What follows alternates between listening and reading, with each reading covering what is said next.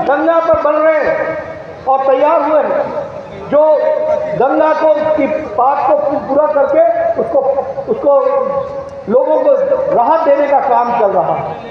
इसलिए विकास की एक नई कहानी लिखी गई है जिसको हमको ध्यान में रखना चाहिए। लेकिन मित्रों, ये मैंने अपना किरदार, अपनी पार्टी का किरदार, अपने एनडीए का किरदार तो आपको बता दिया, लेकिन आपसे मैं पूछना चाहता हूँ कि आपने वो जंगल राज आपको याद जरूर रखना होगा। मैं जंगल राज की बात इसलिए आपको कहता हूं कि देखो, एक बात याद रखो, अगर पूर्णमासी का आनंद लेना हो तो अमावस्या की अंधेरी रात हमेशा याद हो। अगर अमावस्या की अंधेरी रात याद होगी तो पूर्णमासी तुमको हमेशा अच्छी लगेगी। अगर तुम अंधकार समय को नहीं याद रखोगे तो आज ये जो उजाला आया है इसकी कीमत तुम नहीं समझोगे। और इसीलिए मैं आपको बताना चाहता हूं, उस जंगल राज को याद करो। मेरा बचपन गुजरा है बिहार में, मैंने वो दिन देखा है। यहां पर भी आप लोग 4 बजे के बाद शाम को नहीं निकल सकते थे। क्या ये सच्चाई है कि नहीं है? बोलिए, सच्चाई है कि नहीं है? पटना जैसे शहर में भी लोग 5 बजे के बाद शाम को नहीं निकल सकते। अपहरण उद्योग बन गया था। डॉक्टरों को उठाओ और अपहरण का उद्योग चलाओ, व्यापारियों को पकड़ो और अपहरण करो और उद्योग चलाओ। फिरौती लेते थे 2-2, 3-3 करोड़ रुपए, 5-5 करोड़ रुपए, उद्योग का धंधा बन गया था। और सबसे दुख की बात यह है कि यह उद्योग का धंधा कहीं और से नहीं, उस समय के मुख्यमंत्री के निवास स्थान से चल रहा। मेरा गंभीर आरोप है, फिरौतियों के समझौते होते थे, फिरौतियों के समझौते हुआ करते थे मुख्यमंत्री निवास में। यह स्थिति लाकर के खड़ी थी।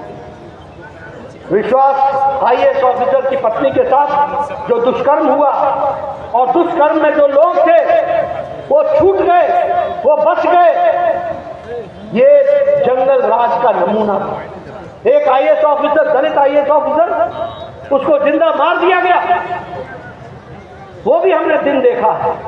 और ये लालू यादव क्या बोलता था? लालू यादव बोलते थे कि अगर सड़क बन जाएगा तो पुलिस आ जाएगी और तुमको धर पकड़ करेगी। ये आर्गुमेंट होता था। आज ये पलायन की बात कर रहे हैं। मैं याद दिलाना चाहता हूं, लालू यादव बोलते थे कि हमारा बिहार का आदमी अंगूठा पहन के जाता है और टाई सूट पहन करके लौटता है। ये पलायन को इस तरीके से देखते थे और आज ये पलायन की बात करते हैं। आज जिस तरीके से बिहार, अगर बिहार के लोग दुनिया में काम कर रहे हैं तो प्रधानमंत्री मोदी जी ने इस छठ के और दीपावली के अवसर पर 12,000 स्पेशल ट्रेन लगाकर उनको छठ और दीपावली में घर पहुंचाने का काम किया है। इसको आपको याद रखना, उनको घर पहुंचाने का काम किया ताकि वो अपने परिवार के साथ सूरज भगवान का अर्घ दे सके, दीपावली मना सके। ये बिहार को मुख्य धारा में लाने का काम किया।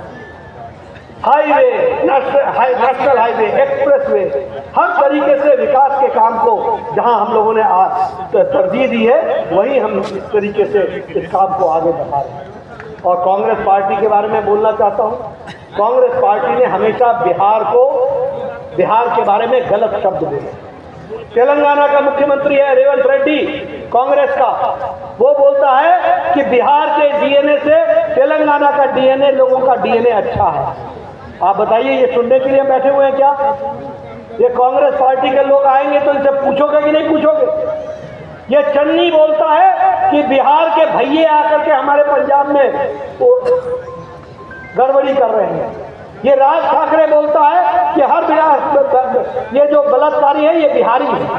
आप बोलिए, ऐसी बात हम सुन सकते हैं क्या? ऐसी बात हम सुन सकते हैं? ऐसे लोगों को मुंह तोड़ जवाब देने का तरीका एक ही है कि 6 तारीख को पातेपुर में कमल के फूल पर मोहर लगा करके आप लखीमदर जी को चुनाव जिताएं। मित्रों, मैं एक बात और बोलना चाहता हूं।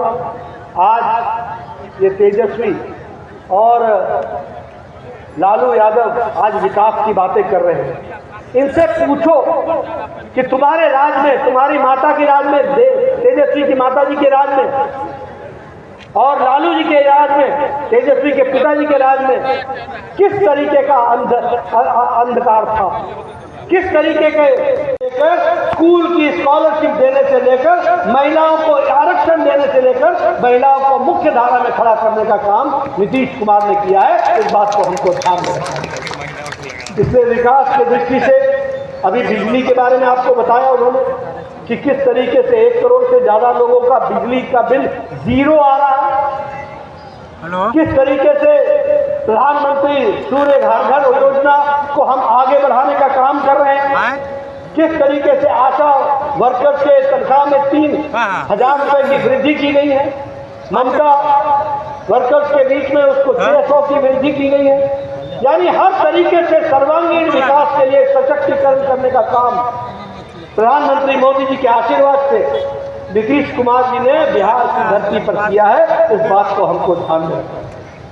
और मैं नौजवानों को विशेष करके बताना चाहता हूं कि नीतीश कुमार जी ने मोदी जी के आशीर्वाद से जो बिहार में यूथ कमीशन स्थापित किया है, यह बिहार के नौजवानों की तकदीर और तस्वीर बदल डालेगा। इसको भी आप समझ लीजिए, ये भी आप ध्यान रखिए। प्रधानमंत्री गरीब कल्याण अन्न योजना लगभग 8 करोड़ 70 लाख लोगों को हर महीने 5 किलो गेहूं, 5 किलो चावल, 1 किलो दाल, इसकी व्यवस्था की गई है हर व्यक्ति के लिए। और इसके साथ साथ यह भी किया गया है जिसके कारण 25 करोड़ लोग आज गरीबी की रेखा से ऊपर उठ चुके हैं। इसको भी हमको ध्यान में रखना है। 1 करोड़ से ज्यादा लोगों को पक्का मकान दे दिया गया है। अगर मैं बात करूं आयुष्मान भारत की, तो 5 करोड़ 45 लाख लोगों को मोदी जी के आशीर्वाद से सालाना 5 लाख रुपए का हेल्थ कवर दिया गया है। 5 लाख रुपए का उनके विकास के लिए, उनके स्वास्थ्य की चिंता के लिए ये एक बहुत बड़ा काम हुआ। और मैं इसलिए आपको बताना चाहता हूं कि मैं प्रदेश में भी स्वास्थ्य मंत्री रहा, मैं देश का दूसरी बार स्वास्थ्य मंत्री हूं। 15 साल पहले, 10 साल पहले लोग मेरे पास आया करते थे, दादा जी इसको कैंसर हो गया है, इलाज के लिए पैसे नहीं है, अगर ये इलाज कराएगा तो इसका घर बिक जाएगा, अगर ये इलाज कराएगा तो इसका मकान बिक जाएगा, इसकी जमीन बिक जाएगी। कोई कहता था इसका बाईपास होना है, अगर ये बाईपास कराएगा तो इसका घर बिक जाएगा, इसके पास आर्थिक स्थिति नहीं। और मैं ये भी जानता हूं कि ऐसे कई बुजुर्ग थे जो ये कहा करते थे कि हमारी उम्र तो हमारे को रहे, नौजवानों को आगे बढ़ना है, इसलिए बच्चों पर पैसा खर्च करो, मेरे इलाज की चिंता छोड़ दो, हमने जी लिया जितना जीना है और भगवान भरोसे हुए अपने आप को छोड़ देते हैं। ऐसे लोगों को आज प्रधानमंत्री मोदी जी ने 62 करोड़ लोगों को, 1 करोड़ 40 लाख की जनसंख्या में 62 करोड़ लोग और बिहार के 5 करोड़ 45 लाख लोगों को इसमें जोड़ा है और 5 लाख रुपए का सालाना हेल्थ कवर दिया है ताकि वो गंभीर बीमारी का इलाज करें। ये परिवर्तन है। किस तरीके से देश को स्वस्थ बनाने का काम हम लोगों ने किया है। आज 1 करोड़ 16 लाख लोगों को हर घर नल बिहार में पहुंचा दिया गया है। उसी तरीके से किसान सम्मान निधि में 40 लाख किसानों को हर तीसरे महीने मोदी जी का 2-2 हजार उनके बैंक के अकाउंट में आ रहा है ताकि किसान आत्मनिर्भर होकर के खड़ा हो, अपनी छोटी रोजमर्रा की खेती की चीजों को खरीद सके और उससे वो काम चला सके, बीज ले सके, फर्टिलाइजर ले सके, खाद ले सके, इसकी व्यवस्था की जा रही है। उज्ज्वला योजना के तहत 1 करोड़ 16 लाख बहनों को गैस पहुंचाने का काम किया है और गैस का सिलेंडर दिया है। और इसी तरीके से विकास के काम को आगे बढ़ाने का काम जो आज हो रहा है वो हम सबके सामने है। मित्रों, मैं लखविंदर जी के बारे में एक बात बताना चाहता हूं। ये एक ऐसे प्राणी हैं जिन्होंने न घर देखा, न सुबह देखा, न शाम देखा, इन्होंने देखा तो सिर्फ फतेहपुर की जनता को देखा है। इस बात को हमको समझना चाहिए। इन्होंने स्वास्थ्य के क्षेत्र में, बिजली के क्षेत्र में मैंने जानकारी हासिल की। आज से 12-15 साल पहले, 15-20 साल पहले आपके यहाँ बिजली आती नहीं थी, जनरेटर पर काम चलता था। मैं ठीक बोल रहा हूँ कि नहीं? मैं सही बोल रहा हूँ कि नहीं? मोबाइल को चार्ज कराने के लिए भी जनरेटर वाले के पास जाना